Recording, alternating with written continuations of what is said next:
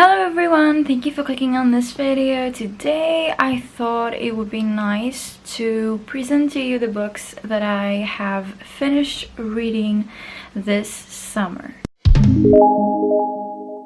This video will probably have a part 2 because I want to read a lot of books this summer. I still have some left and they can't all fit in one video. There are too many. The books that I'm going to show you are in the order that I read them. And first we have The Golden Compass. I don't actually own a copy of this book, so I'm just gonna put the picture here probably. So I really loved this book. I gave it 5 stars on Goodreads. I found it such an incredible story and I still want to continue with The Subtle Knife and the third book. They are on my TBR. I just need to get to them.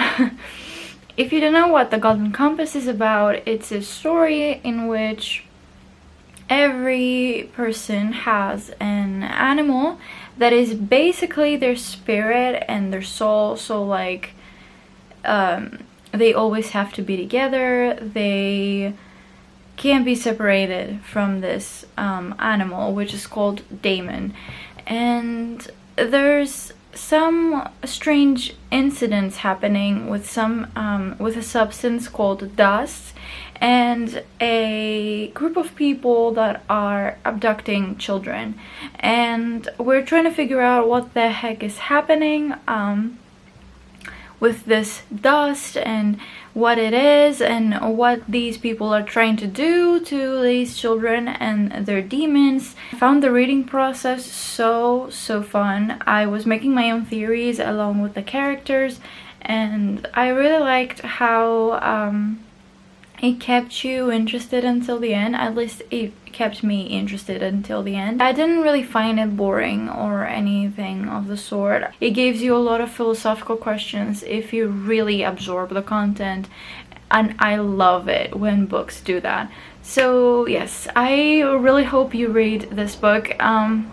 There's also a show adaptation. There's a TV adaptation of it on HBO that's going to come out this year, and I'm so excited for it. The second book that I read this summer in June was The Trials of Apollo, The Burning Maze. This is the third book in the Trials of Apollo series by Rick Riordan. I can't really tell you what this is about because it's the third book, but I really like this series. I feel like this book was really good. I found it more enjoyable than the second one, to be honest. I'm definitely going to read the next one at some point. I really like this one. In my opinion, everyone should continue with this series, but again, it's your choice. The third book I read this summer is Red Rising by Pierce Brown. I already have a video on this book on this channel, and it is a rant video. So I'm pretty sure that you know what my opinion on this book is. But yeah, if you haven't checked that video out, I will put it somewhere so you can click it and go see why I did not like this at all. I actually gave it 1 star. I did not enjoy myself at all with it. So yeah, we're just gonna move past this. The next book I read this summer is Wings by Aprilyn Pike. This is a Greek cover, so you won't recognize it, but I gave this book 3 stars. It wasn't as bad as I expected. I really did not expect to enjoy this much at all because it's very old and it's very, cliche. Oh my gosh, this girl finds out that she's a fairy and there's some sort of love triangle in here with a human and a fairy, and typical, so typical. But I actually gave this 3 stars and I sort of enjoyed myself with it. This book, fairies aren't so, what you would expect them to be. They're actually presented as plants, and actually, the most developed plants and flowers, basically. And I found that cool, kind of cool. And the wings in the title, they don't actually have wings. It's just some sort of flower that grows on their back when it's their season, the season they were born in. I still cannot believe that I actually liked this a little bit. But, I mean, you know, it's great. Spells is the second book in this series, and it was so disappointing. I gave it 1 star because I really did not find any of it interesting. The majority of this book is information dumps, and the protagonist being like, I like them. Plus, she chooses the one that is the most boring in this one, and it just it was so boring.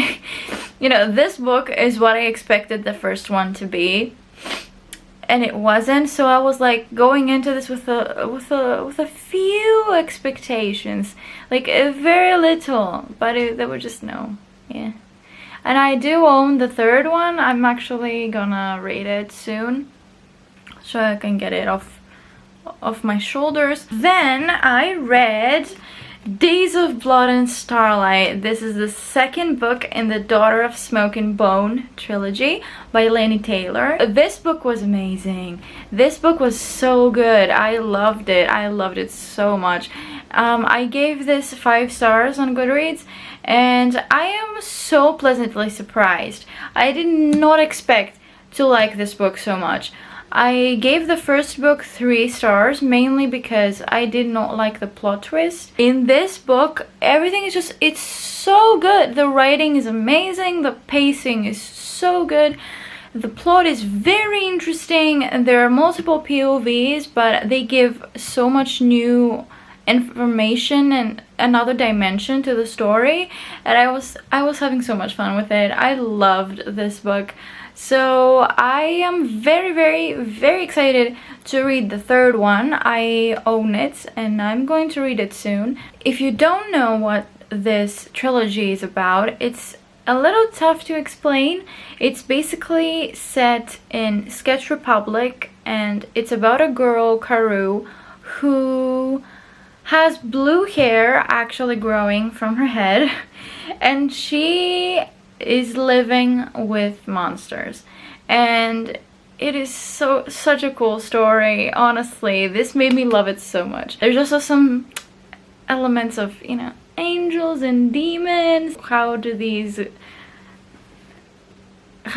exist in our world? And it's really cool. You should get to it. The next book I read this summer was Dangerous Creatures by Cami Garcia and Margaret Stoll. This book is the first book in the spin-off of Beautiful Creatures. I read this because I really loved the universe of Beautiful Creatures. You know, if you're gonna make a spin-off, make it something new and interesting. This was just trying so hard. I feel like this was trying so hard to have a new plot and a story that it wasn't so good. I think I gave it 2 stars, and that's because I really like the main character from Beautiful Creatures. I really like Ridley. I did not like the villains at all. They made no sense. The plot was very slow. It was so slow. And then some of the character developments are very weird. I'm not gonna read the next one because I just feel like the story is over for me. Like, I don't need this. I didn't need this. It felt very unnecessary.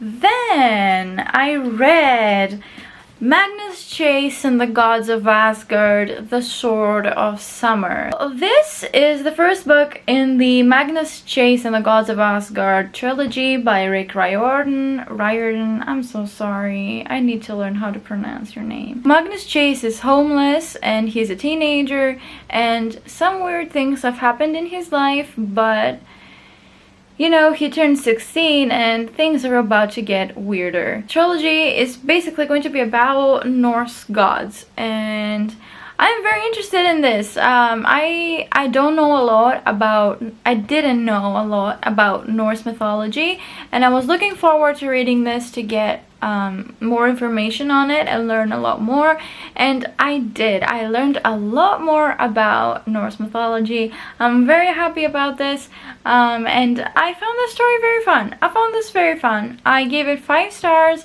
I really love the characters. I love the characters. Magnus is a very fun guy. He's sort of similar to Percy, but I feel like he stands out on his own. If you want to learn more about Norse mythology, if you want an adventure, this is very, very fun. The last book that I'm going to talk to you about in this video is Frozen by Melissa de la Cruz and Michael Johnston.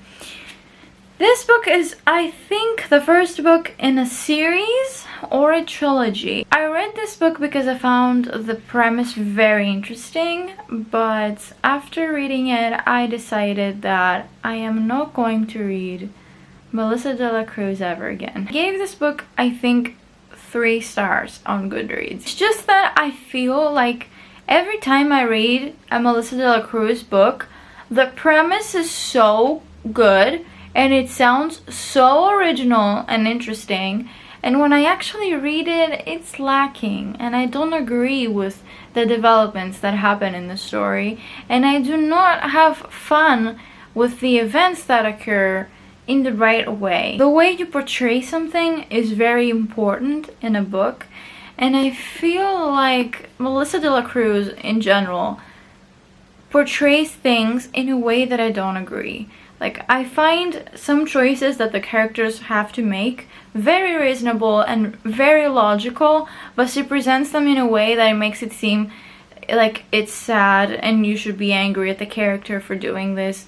And I'm like, I don't get it. I do not have the same priorities, and so I feel like I shouldn't read her work again. I had the same problem with the other book that I've read by her, The Ring and the Crown, and I feel like it's a pattern that's going to always be there. So in this book we follow a girl who's one of these people that showed up after the earth froze over. In the future, humanity will be very scattered. The way the earth is shaped is going to change. There's some people that are going to show up and they'll have weird powers, and our main character is one of these people trying to get away from the city that she's in, find the blue. It's the only place that hasn't been affected by the rest of the earth's pollution and destruction. So this was just a very unsatisfying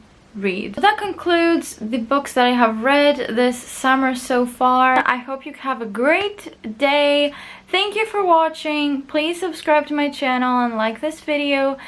I would really love it if you'd make a comment. Tell me your opinion on these books if you have read them. Tell me what you are reading this summer. I will see you all in another video soon. Until then, bye!